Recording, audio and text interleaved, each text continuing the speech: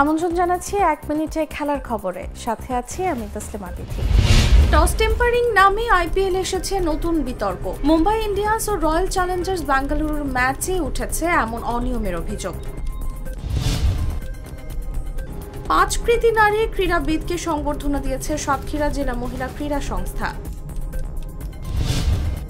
Premier hockey লিগের শিরোপা পুনরুদ্ধার করতে আগামীকাল চ্যাম্পিয়ন মেরিনার্সের মুখোমুখি হবে মোহামেডান।